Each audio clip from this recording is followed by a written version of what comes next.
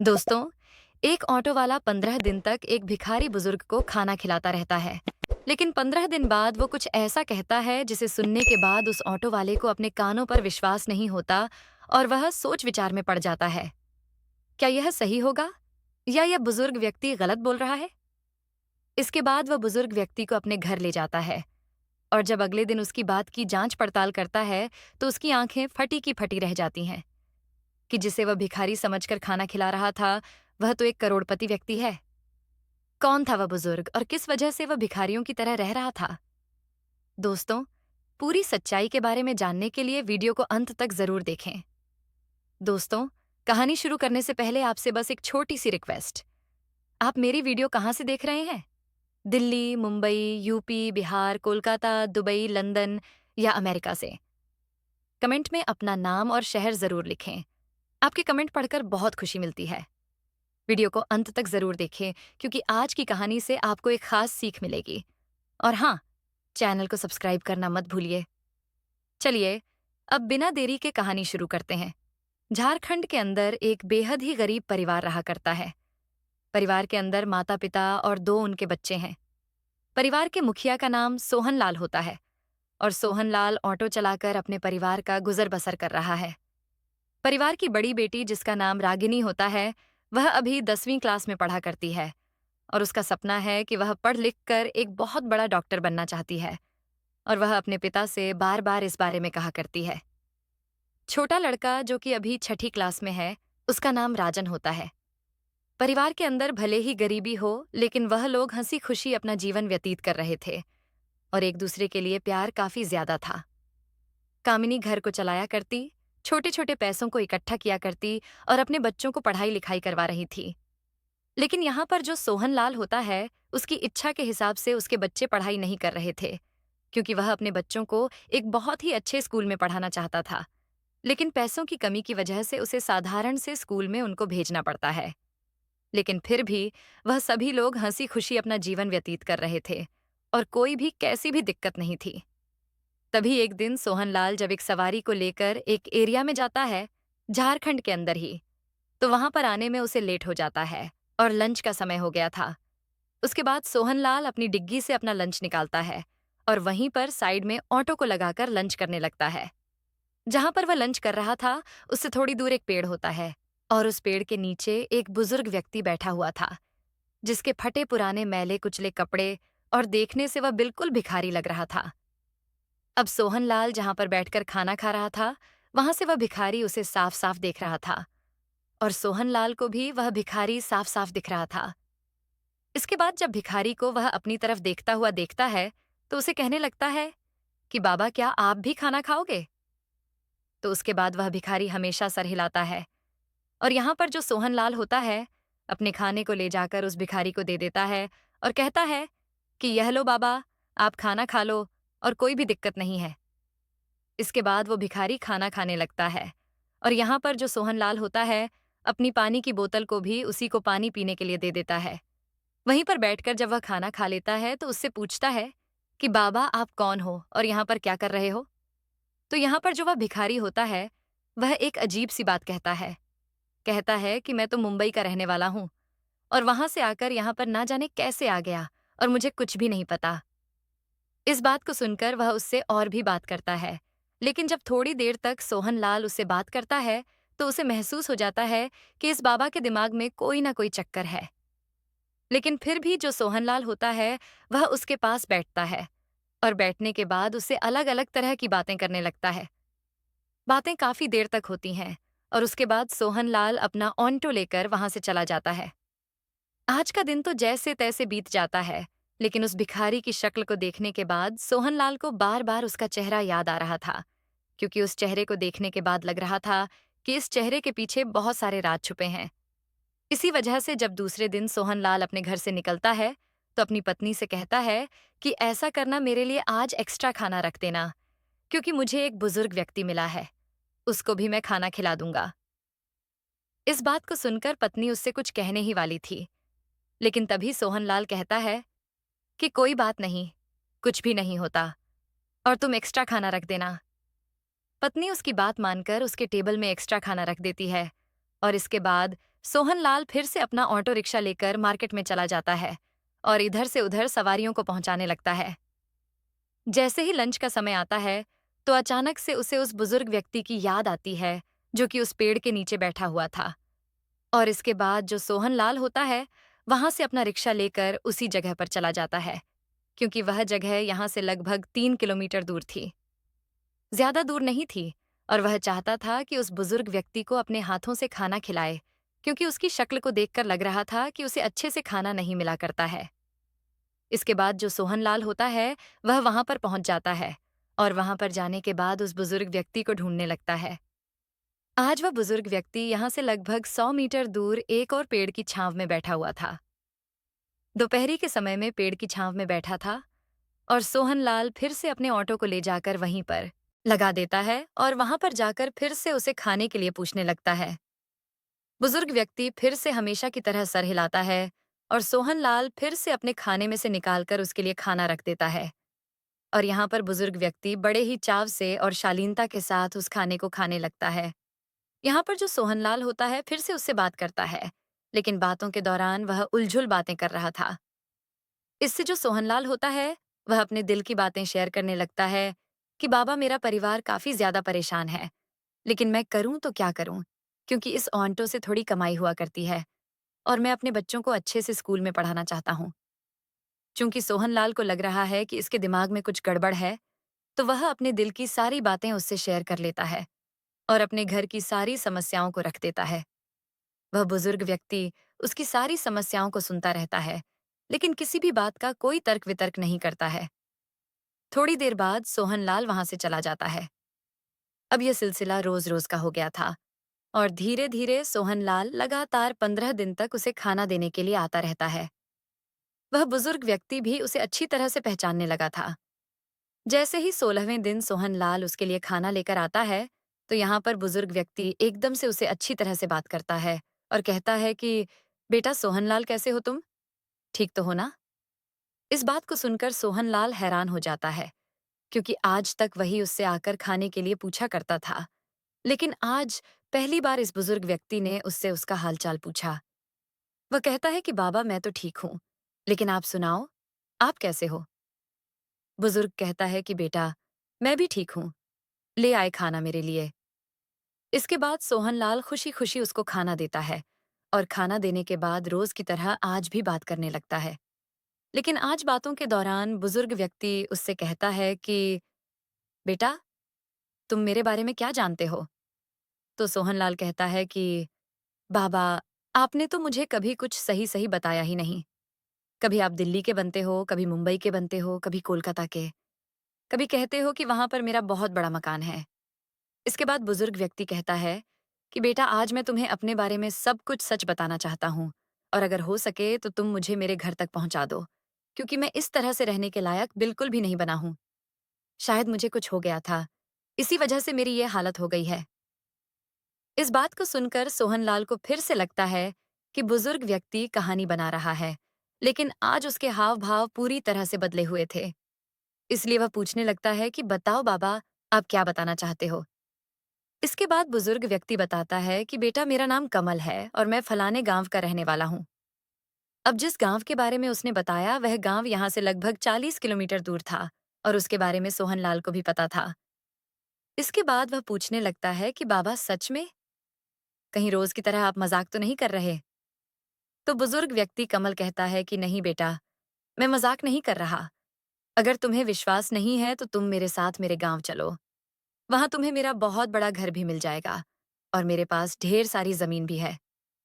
इस बात को सुनकर सोहनलाल कहता है कि हाँ बाबा, सच में मैं आपको अपने साथ ले जाऊंगा। कमल कहने लगता है कि ठीक है, तो मैं तुम्हारे ऑटो में बैठता हूँ और तुम मुझे मेरे घर पर ले जाओ, और वहां जाने के बाद मैं तुम्हें तुम्हारा किराया भी दे दूंगा।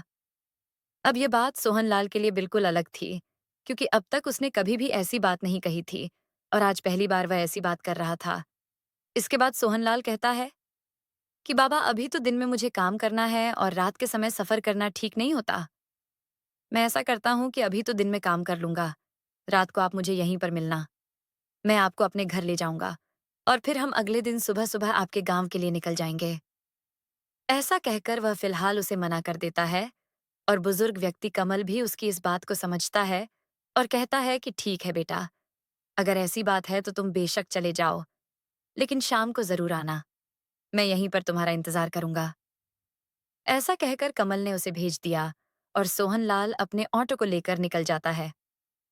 अभी तक सोहनलाल को बिल्कुल भी विश्वास नहीं था कि बुजुर्ग व्यक्ति सच बोल रहा है, क्योंकि कई बार उसने इस तरह की कहानियां बनाई थीं। लेकिन आज पहली बार उसने यह कहा कि शाम को मैं तुम्हारा वेट करूंगा। ये बात उसके लिए बिल्कुल नई थी। धीरे धीरे शाम हुई।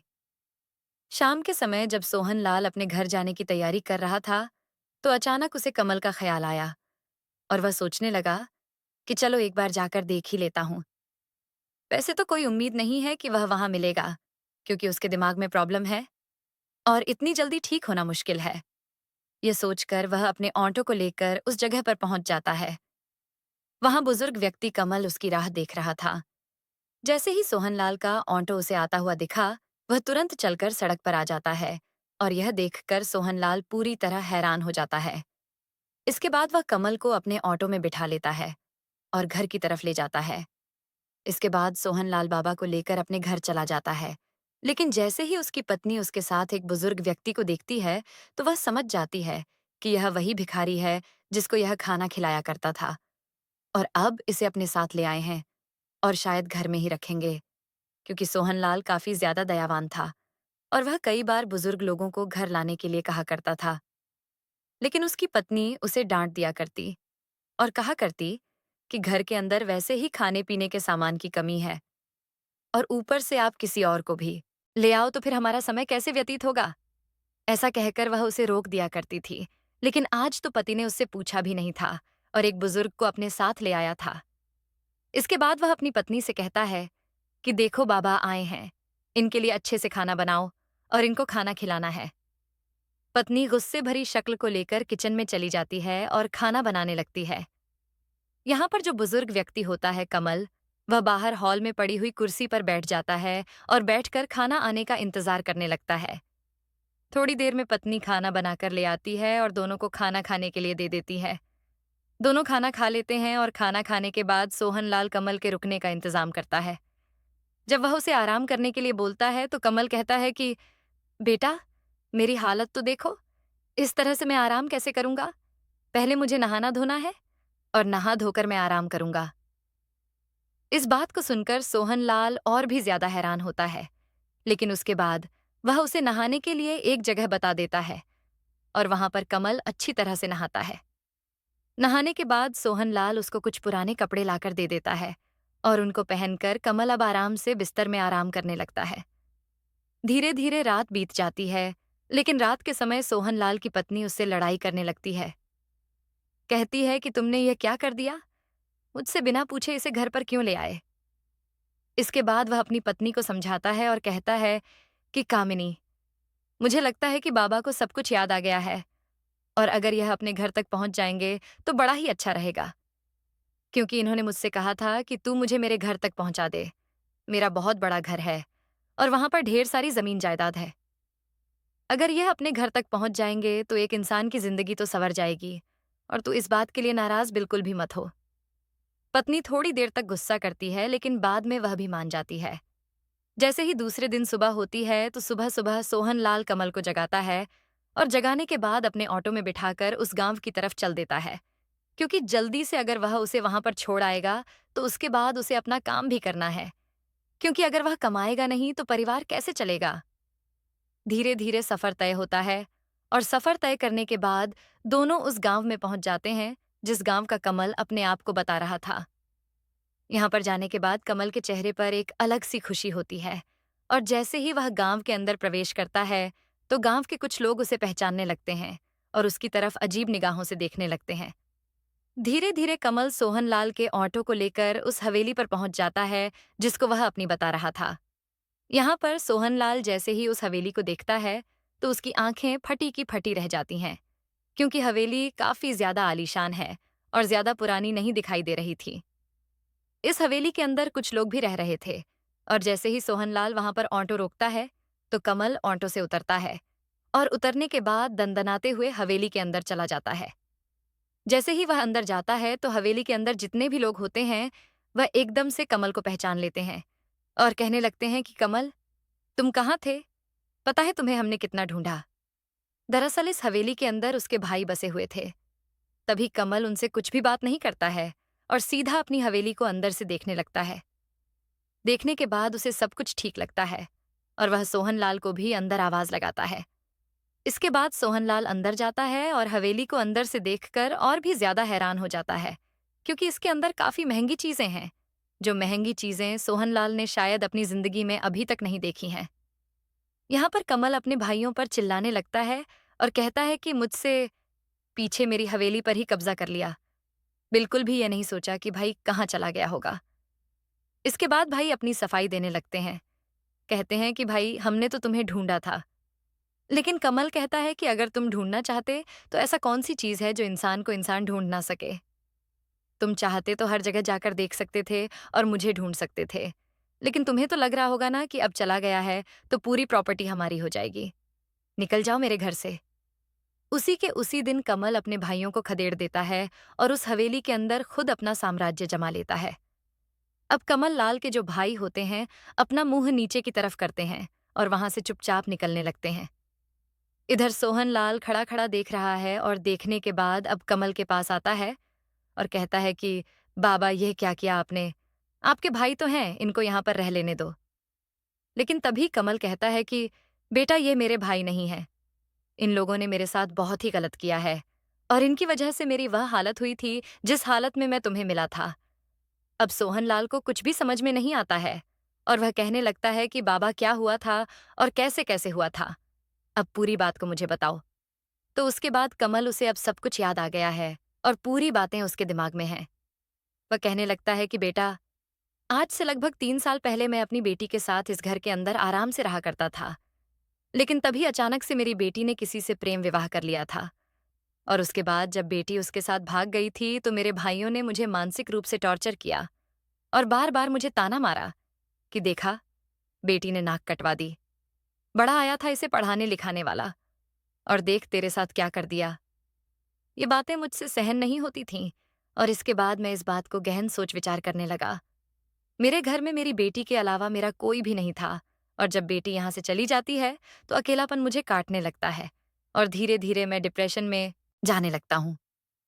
उसके बाद धीरे धीरे एक दिन मेरी ऐसी हालत हो जाती है कि मैं अपनी हवेली को छोड़कर यहाँ से निकल जाता हूँ और निकलने के बाद मैं इधर उधर ऐसे भटकने लगता हूँ।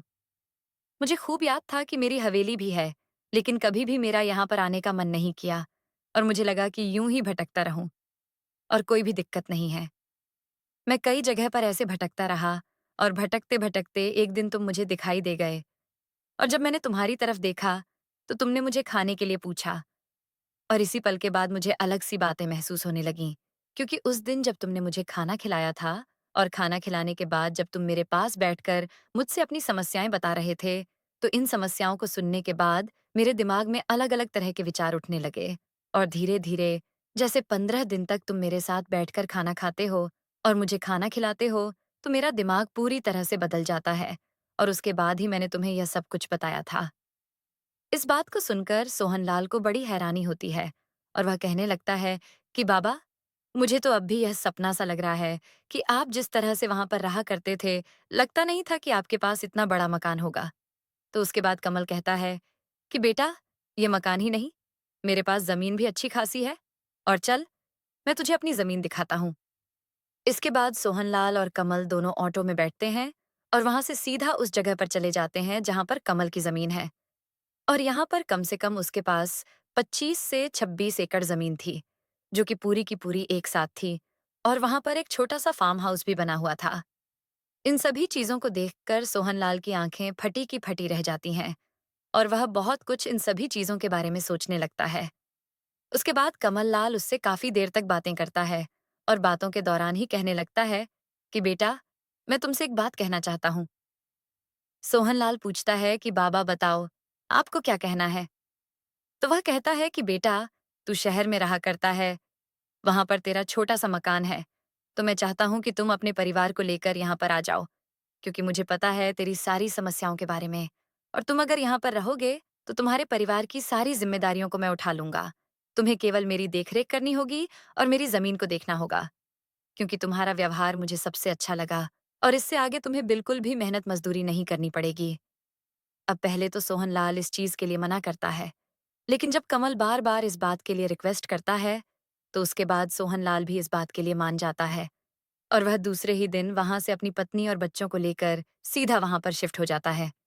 और यहाँ पर कमल उसे अपने घर के अंदर बैठे की तरह रखने लगता है। यहाँ पर उसकी पत्नी हवेली के अंदर खाना बनाया करती, बच्चे हवेली के अंदर खेला करते और कमल एक दादाजी की तरह उन पर प्यार दुलार किया करता। तो दोस्तों, यह थी आज की कहानी। आपको जैसी भी लगी कमेंट सेक्शन में बता देना। वीडियो अगर अच्छी लगे तो वीडियो को लाइक और चैनल को सब्सक्राइब जरूर करें। धन्यवाद।